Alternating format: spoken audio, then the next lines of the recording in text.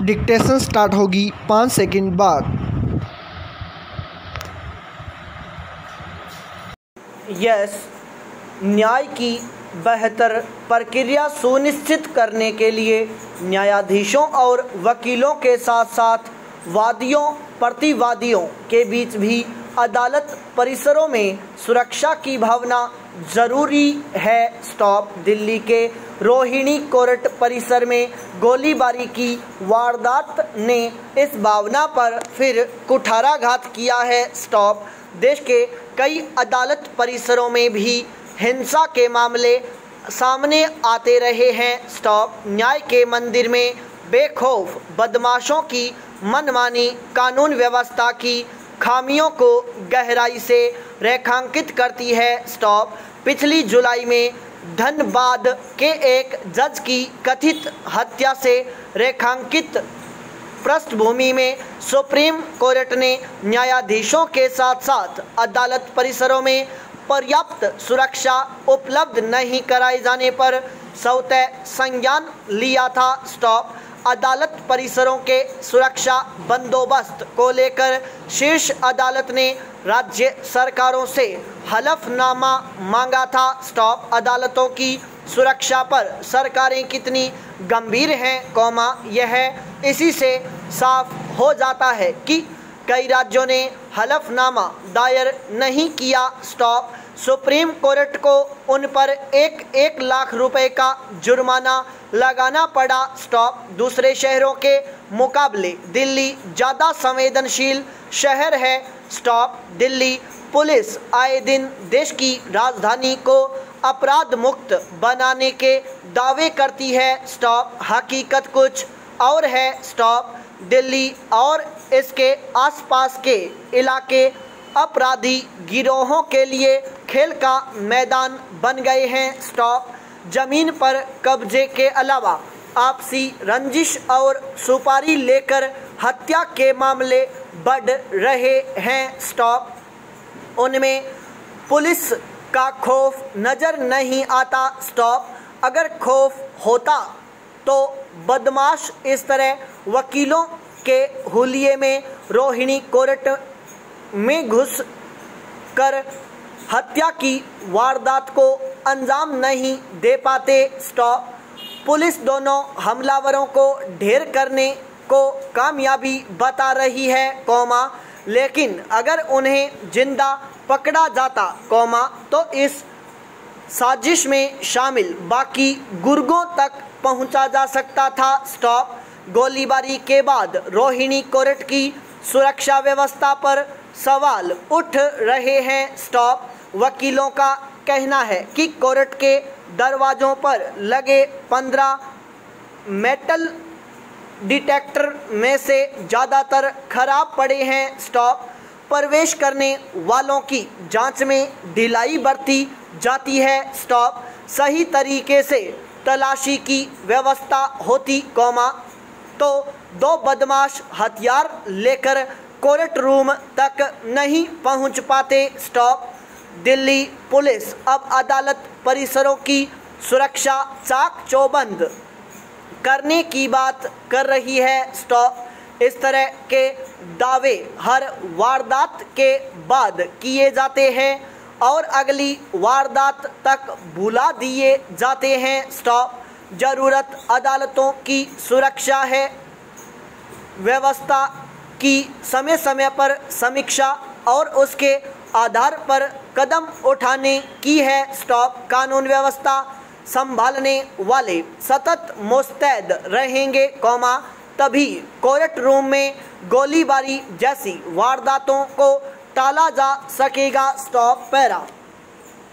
पर्यटन बेहद जरूरी है। स्टॉप। क्या इस बात में कोई संदेह है? कोरोना महामारी की तीव्रता के दौरान हम पर्यटन की इच्छा को बहुत मुश्किल से रोक पा रहे थे। स्टॉप।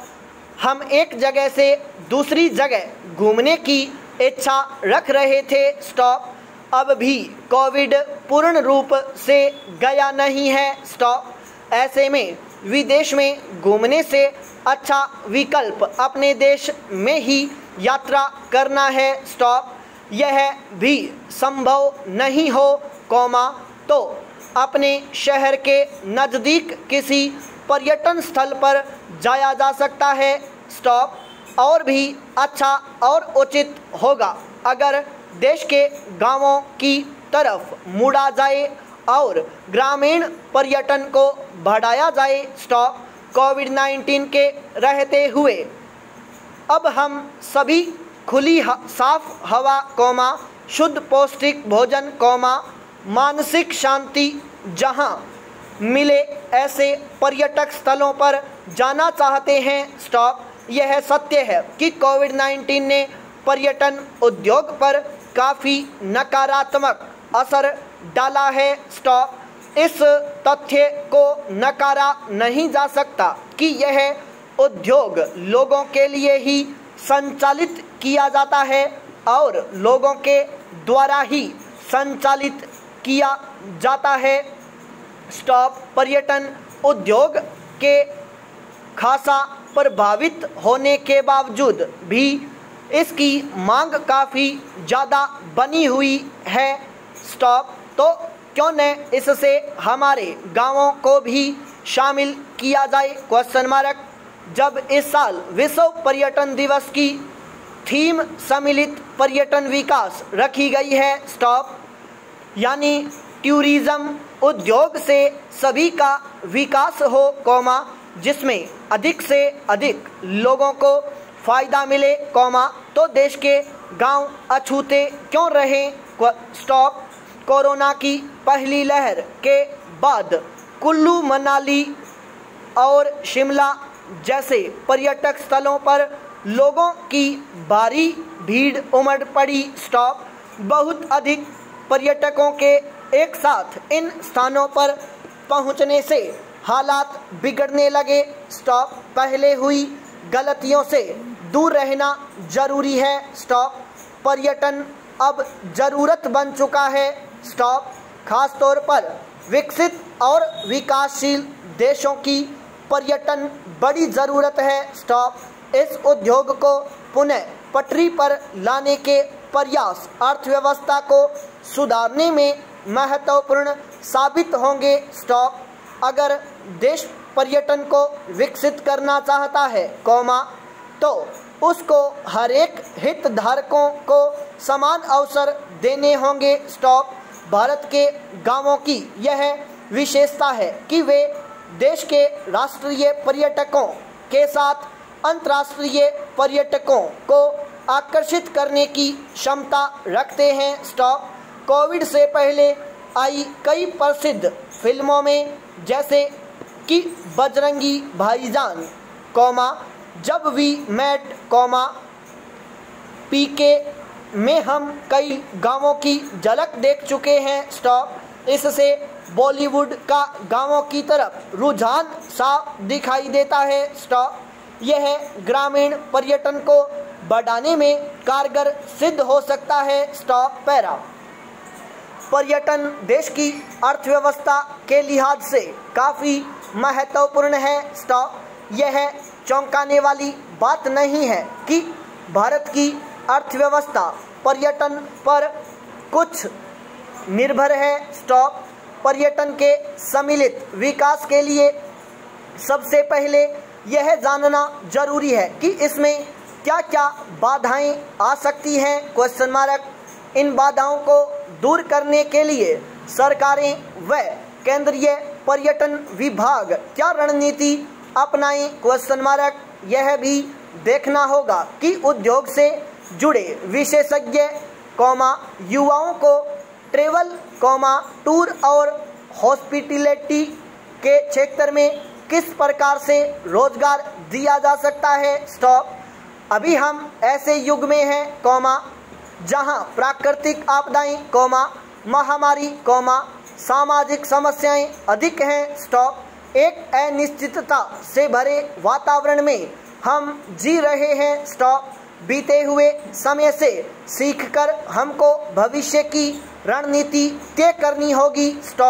सभी स्रोतों का सही तरीके से उपयोग करते हुए भी हमको सभी के विकास के लिए काम करना होगा।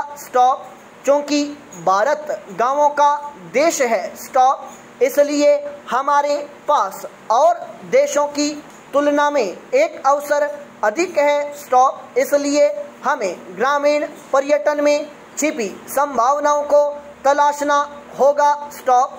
प्रसिद्ध पर्यटन सर्किट्स का अध्ययन करके वहां के लोगों को रोजगार के अवसर उपलब्ध करवाना एक बेहतरीन कदम हो सकता है। संपूर्ण विराम।